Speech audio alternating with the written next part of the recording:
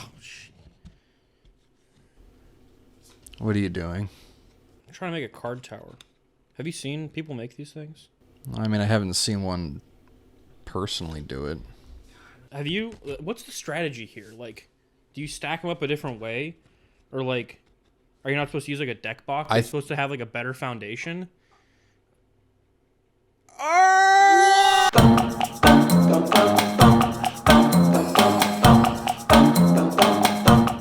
Hey everybody, welcome back to the Jankyard. I'm Isaac. I'm Logan. And we're always happy to have you guys here and tuning in. We appreciate you. Now, with every set that has come out since our channel has been created, we've always done a top 10 jank picks from the set. This foundation set is no different. We have a top 10 jank picks for you. I should clarify before we go into the list, these are the jank picks. These are not the best cards of the set. Now, there might be a little bit of crossover there on some of these. There might be some good cards, there might be some bad cards, but these are the jankiest cards. These are the cards that we are excited to build a deck around or excited to see what decks come out of these cards. We are going to make all of the cool cards work in the dumbest ways. Our number 10 is Exsanguinate. It's X and 2 black. Each opponent loses X life, and you gain life equal to the life lost this way. This is one of the most popular win cons in Commander. It sounds like a Commander card, and I don't know how well it's going to do in a standard Pioneer format. The reason I wanted to mention this is because I feel like this is just an auto-include in Mono Black Devotion.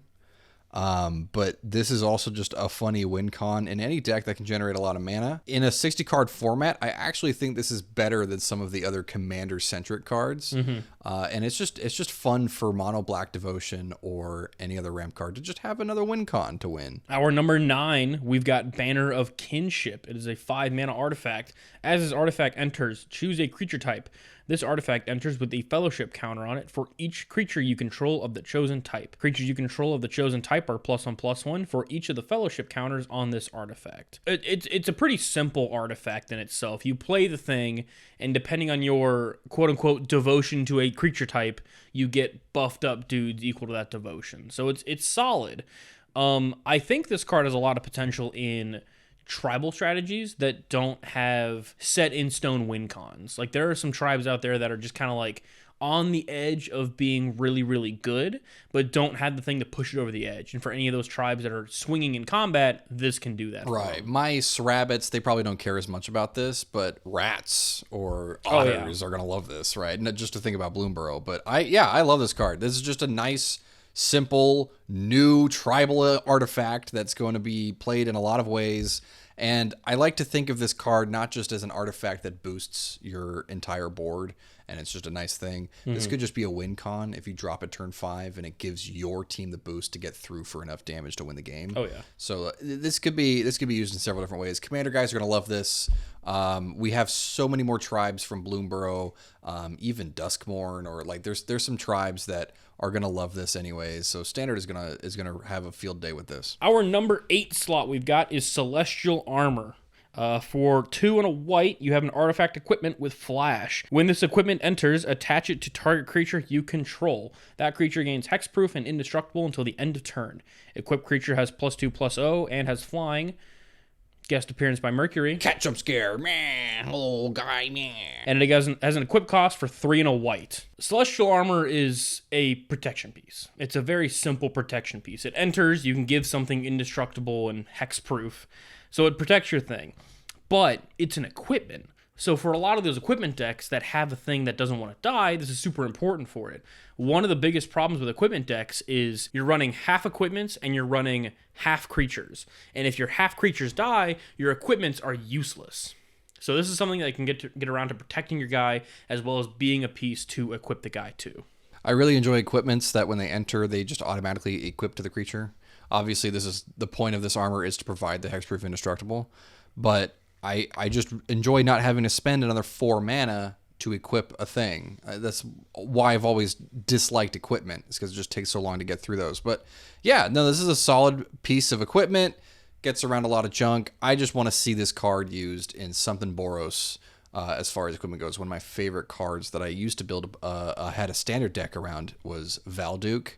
and he and like a bunch of other like really, really cheap stuff, this would have been perfect. I used to run Mirror Shield in that, which is just not as good. This would be way better, and I enjoy that this is adding something new to the equipment strategy that makes it a little easier to do that. All right, number 7 is Alicia, who laughs at fate. 3 mana, 1 a black and a red for a 2/2 with first strike. Whenever Alicia attacks, you put a +1/+1 counter on it. She has Raid at the beginning of your end step. If you attack this turn, return target creature card with mana value less than or equal to Alicia's power from your graveyard to the battlefield. I love Rakdos aggro in like a soft casual shell, you know? Like this is like Rakdos prowess and Pioneer is just that hard taco, real nice, real good. Got all the juicy bits, the meats, the lettuce, all the good stuff in it. And Alicia is a card that would go into a Rakdos aggro list that's more of a soft taco. You know, it's a lot easier to eat. It may not be as tasty or as much of that authentic taco feel, but this card does everything I wanted to do as far as just a fun aggro deck goes. Yeah, I mean, as far as aggro goes, I really like soft tacos. I like soft tacos more than crunchy tacos. But you know what I like more than that? I like chalupas. I like something with a little bit more to it, just some more heft to it. I would love to see this card splash out into a third color. Just because in red and black, you don't have a ton of value at the small creatures, but in white, you've got card draw. In blue, you've got some stun counters. In green, you've got some land ramps, some dorks. Other colors, I think, have better value than red-black for tiny guys. So it'll be super, super cool if we can see this break off into a third color just to play some sort of value engine with her. In general, too, this is just nice to be incredibly ignorant of swinging into creatures that are going to kill your guys. Yeah, it's a burrito. Because you can just... Yeah, that's fair. You know, it just wraps up. It keeps it contained. Wraps it up and just... you don't have to worry about it, right? Yeah. So you just swing. You get the card back if they trade or if they just block and die or whatever. It's just really easy to do that. Or you can self mill. It's chips and salsa. Right, exactly. You can just dump everything you want into the yard to begin with. Oh, the sorry. salsa. Sorry, yeah, no, I forgot about that burrito bowl. Oh, okay, yeah. So instead of just trying to contain it, you just dump it all into one spot already. And then just take it out whenever you want. And at some point you have leftovers. Exactly. You just keep going. Right. So it does a lot, and I like this card. I think, if anything, limited bomb, but this is going to be a fun card to see in Standard, I think. Yeah. Number 6 is Lathril, Blade of the Elves. 4 mana, 2/3 with Menace. Whenever Lathril deals combat damage to a player, you create that many 1/1 Green Elf Warrior creature tokens. You can tap her and tap 10 untapped elves you control. Each opponent loses 10 life, and you gain 10 life. It's been a long time. I can't remember the last time I saw a commander-specific card be printed into a 60-card format in Standard, Pioneer, Modern. I think this card isn't going to be as good as it was in Commander, but I still really love how much support Golgari Elves is getting now, and I think it's fantastic that we have what I think is just a true, genuine win con. I don't think it's going to be entirely feasible to get yourself to 10 elves, but you could definitely find some funny way to make this guy make a butt ton of elves. Just pump it up, get yourself some, you have +3/+. You have giant growth. That's what I'm thinking about. You have giant growth. You've got monstrous rage. You've got ways to give that guy enough power to swing in and get you, maybe 5 or 6 elves. But at that point, you don't need the tap for it because you do have the elves that you need. The one major difference I see with Lathril in Commander versus Standard or Pioneer or 60-card format is the life total you start at. If you tapped Lathril in a Commander format, you're removing a quarter of the health. That's fine. You can come back from that. If you're tapping this in Standard or Pioneer, that's half of their life. And hey, you're probably dead at that point, buddy. Exactly. I'm sorry. So if you can get to the point where you do tap it, it's almost an auto win, but it's going to be hard getting to that point. That being said, if you do that, your other opponent is going to be laughing their ass off because that's awesome. That's why we put it in the list. Yeah. Coming in at our number 5 spot, we're halfway through the list. We've got Homunculus Horde. For 3 and a blue, you get a 2/2 homunculus creature. Whenever you draw your second card each turn, create a token that's a copy of this creature. I do not think this is anywhere on the power level of a Storm Splitter or a Devilish Valet, or anything that can double its copies or double its power to the point. This card sucks. Oh, this card is balls. This card's bad. But I love the idea of Homunculus Horde just sitting on the field, kind of doing its thing, and then whenever an opponent tries to kill it, you can just opt and get your second card for your turn. It's such a slow piece, but dude, so funny. It's really funny. I just enjoy the idea of just dumping a ton of homunculi onto the board.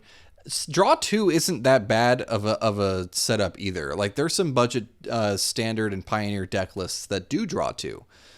This guy could just slot into that and be pretty funny. I think the one thing that's annoying me about this card, it's 4 mana. It's a lot. And I'm not going to lie, I see absolutely no reason why this couldn't just be 2 mana.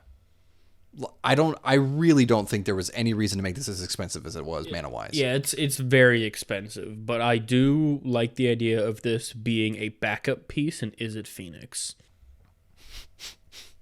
It's so dumb, but dude, it's so funny. They're like, I'm going to exile your graveyard. I'm going to take care of that, Phoenix. Okay, I'm going to play a Homunculus Horde, pass the turn. Okay. I'm going to focus on your 5/7 Ledger Shredder before I focus on a 2/2 Homunculus. Why would you play Homunculus Horde and Is It Phoenix? Because it's a one-of. I'm going to take one of the best decks in Pioneer and put this piece of garbage in there and see what happens. Love to see it. Our number 4 is Genesis Wave. X green sorcery. Reveal the top X cards of your library. You may put any number of permanent cards with mana value X or less from among them onto the battlefield. Then put all cards revealed this way that weren't put onto the battlefield into your graveyard. Woo!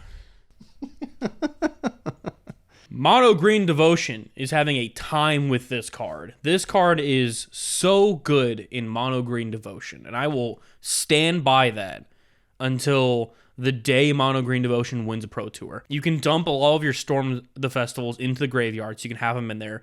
This thing can grab pieces of Devotion that you need. It can grab your Kioras. It can grab your Cavaliers. It can grab your Nykthos. So you tap down your Nykthos for all your mana that you want. Hey, look, I just got that and another Kiora. Let's double up my mana again and then cast all my Storm the Festivals from the yard. This might be a 1 or a 2 of in Green Devotion, but even outside of Green Devotion, this thing can do a lot for decks that are looking for more card draw, looking for more threats. That's why I like this card. It's because it's just another solid, fun mana sink. And I just enjoy that's there. And in as far as standard goes, as far as Pioneer goes, Pioneer's got, Nykthos, who cares? Standard, you still have access to, they just reprinted Llanowar Elves again for some reason. Llanowar Elves, Elvish Archdruid. I think Golgari Elves would love this. Because this also just, you don't have to hit it for that much mana, because assuming elves are going to have maybe at max 4 mana in your among your permanents, you don't have to hit this for that much, and you can just dump more threats onto the board. I think that I just think this card's going to finish off a lot of people in standard. I think this card has a lot of potential. And although it's a very good card, I do think this has a lot of funny jank potential. Speaking of jank potential, my favorite card of all time. No, that's probably stretching it too much. It's my favorite creature type of all time. My boy Krenko Mob Boss is coming back in, and he lands at number 3 for us. He's a 4-mana 3/3. Tap him, create X/1/1 red goblin creature tokens, where X is the number of goblins you control. Everybody's first red commander deck.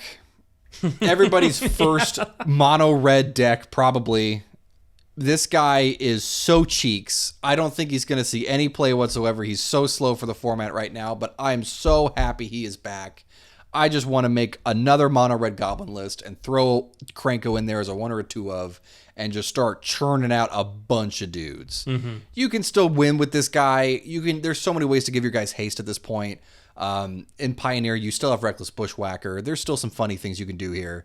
You've still got Impact Tremors. Yeah, you can just do a token-based build. ETBs can get you a ton of value. You've still got Skirk Prospector. And Skirk, I was going to mention Skirk, because if anything, you don't actually need to kill with the goblins. You can just generate a ton of mana off of Skirk. You could just drop a bunch of goblins and then throw them all into one massive fireball spell or a big threat. They just printed Drakuseth here. And it could work, man. I'm just saying. Yeah, Drakuseth, sure. No, you could play like Leyline Tyrant if you wanted. Yeah. There's other ways to untap in Pioneer as well. There are mana sink ways to untap. I just don't remember what they are at the moment. But you could totally, with a Skirk Prospector, just generate infinite goblins, infinite mana, and if you have Impact Tremors, infinite damage. Yeah. Number 2, it's big boy time. Not even, because it deals with little guys. I would say this is actually the exact opposite of big boy time. We got Raise the Past. 2 and 2 white for a sorcery. Return all creature cards with mana value 2 or less from your graveyard to the battlefield. We just talked about Alicia and how good she is. But just imagine if you didn't have to do it that slow and you could just bring them all back at once. This thing has a lot of combo potential, especially with bringing out everything you want at the same time. You can get a bunch of ETB triggers. You can get a bunch of whatever the heck you want. I think this card might genuinely end up somewhere in a C tier deck. Yeah. This might do something. This feels like an opposite Coco. You know, like you're just grabbing a ton of stuff from your yard. A lot of smaller guys that are going to be really annoying to deal with, especially if you just keep bringing them back anyways. I know she's not 2 mana herself. I still think Delny in a deck with Raise the Past could slap hard because it's just going to be so much value, assuming that all of your 2 mana guys are, I don't know, 2 power or less. And so if that's the case, you could throw in so many of these small guys that generate a ton of good, solid value, have a Delny, trigger them twice. I mean, straight up, you just mentioned Delny in this card. That's mono white. The sky's the limit for whatever colors you want to put this thing in. You could totally just go with 3 colors and not even cast one of those colors. Or if you're me, you could play a 5 color list. Video's going to be up soon.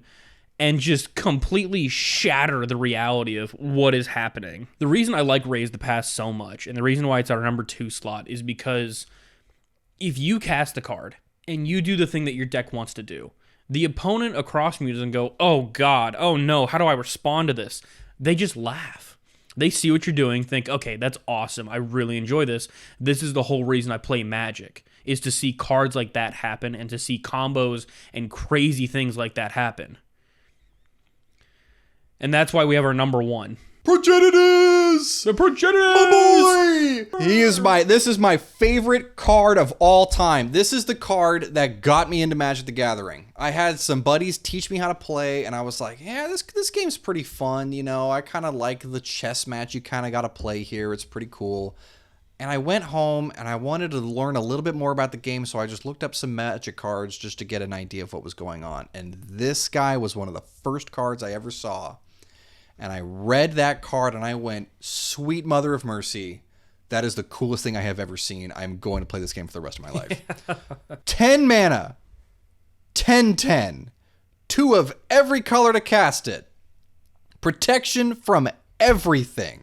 If he would be put into a graveyard from anywhere, reveal Progenitus, shuffle it into its owner's library instead. You are not casting this. If you do cast it, let us know.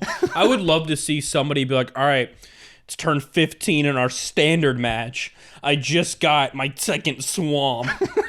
And they cast Progenitus. I'd love to see that happen. No dual lands. Please let me know. 5 color basic lands. Oh no. Progenitus. There are so many problems with this card. When this card was first printed, it was probably a little spooky. I still think it was probably very hard back in the day to play this. Do not get me wrong. This card, as cool as it is so bad. This card isn't going to do anything. It's going to be a dead card if you draw it. But I think this guy is still very deadly because of how much is in Standard and Pioneer with regards to just cheating a creature into play.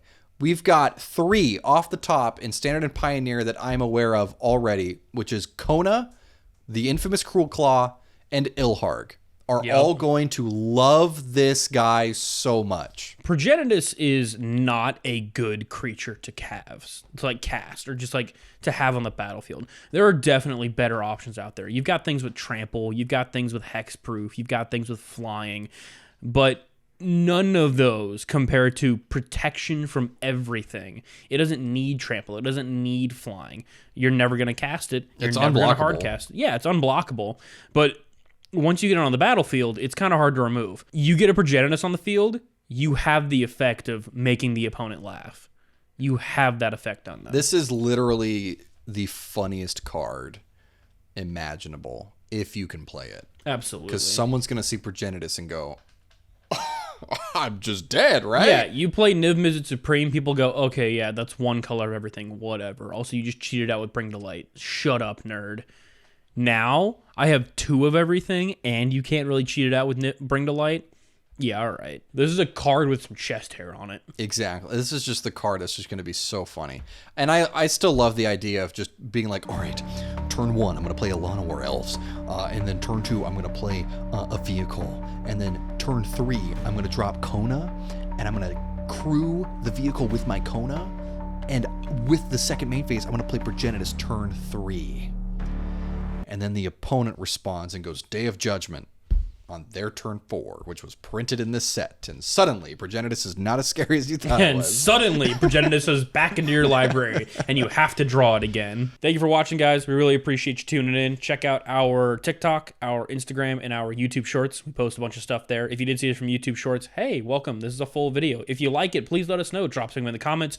Like it if you do. Subscribe if you're not subscribed at all already. Leave a like, comment, subscribe, share with your friends. Let them know about the stupidity that this channel is and that this channel provides, because we just want people to play Magic for fun again, you know?